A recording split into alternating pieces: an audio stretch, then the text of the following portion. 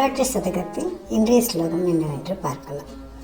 அத்யந்த சீதல மனர்கல கர்ம பாக காகோலஹாரி சுலபம் சுமனோபிரேதத் பீயூஷமேவ தவ வீக்ஷணமம்ப கிந்து காமாட்சி நீலமித நித்யயமேவ பேதஹ. அம்பா காமாட்சி, தய காமாட்சி, எப்படி இருக்கு தெரியுமா உன்னுடைய கருணை கட்டாட்சம்? அத்தியந்த சீதளம், மிகவும் குளுமையாக சில்லென்று இருக்கிறது. அனர்கல கர்ம பாக காகோலஹாரி, அனர்கலம்னா இடைவிடாமல் தொடர்ச்சியாக வந்து கொண்டிருக்கும், யாராலையும் தடுக்க முடியாத கர்ம பாக, நம்ம கர்ம வினைகளின் கார்கோடக விஷத்துக்கு, ஹாலாஹல விஷத்தை ஹாரி அபகரிக்கக்கூடியது, அழிக்கக்கூடியது, நம்ம கர்ம வினைகளை எல்லாம் அழிக்கக்கூடியது. சுலபம், இது ரொம்ப சுலபம். யாருக்கு? சுமனோபிகி.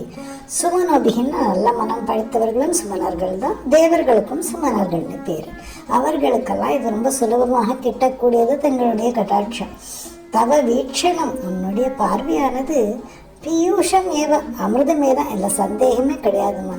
கிந்து என்ன பேதா, அயமேவ பேதா, ஒரே ஒரு வித்தியாசம். ஏன்னா இதம் நீலம், உன்னுடைய கருணா கட்டாட்சம் நீல கலரில் இருக்குது, தேவர்கள்ட்ட இருக்கிற அமிர்தமும் வெள்ளை கலரில் இருக்குது.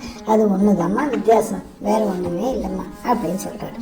என்ன சொல்கிறாரு? தாயே காமாட்சி, உன் கடைக்கண் பார்வை உண்மையிலே தேவாமிர்தம். ஏனென்றால் அது அமிர்தத்தை போலவே குளிர்ச்சியானது. அமிர்தம் எப்படி நஞ்சை நீக்குமோ அதே மாதிரியே கர்ம வினைகள் என்கிற விஷயத்தையும் அழிக்கிறது. தேவர்கள் அமிர்தத்தை விரும்புவது போல சாதுக்கள் உங்கள் பார்வையை விரும்புகிறார்கள். அதனால் சாதாரண அமிர்தமானது வெண்மை நிறமாக இருக்கும். உன் கடைக்கண் பார்வை மட்டும் கொஞ்சம் கலரில் மாறி போய் நில கலராக இருக்குது. இதுதாம்மா வித்தியாசம் அப்படிங்கிற. இந்த ஸ்லோகத்துக்கு மகா பெரியவா ரொம்ப அழகாக சொல்லுவாள். என்ன சொல்லுவோன்னா, தேவர்களுக்கு அமிர்தம் கிடைத்தது சிறிதான். அந்த தேவர்களுக்கு கிடைத்த அமிர்தம் வெண்மையாக இருந்தாலும் கூட அது சுகபோகங்களை அளிக்க வல்லது. சுகபோகங்கள் முடிந்த உடனேயே திரும்பவும் பிறப்பை கொடுக்கக்கூடியது. ஆனால் நமக்கு கிடைக்கக்கூடிய இந்த அமிர்தமும் என்ன பண்ணும்?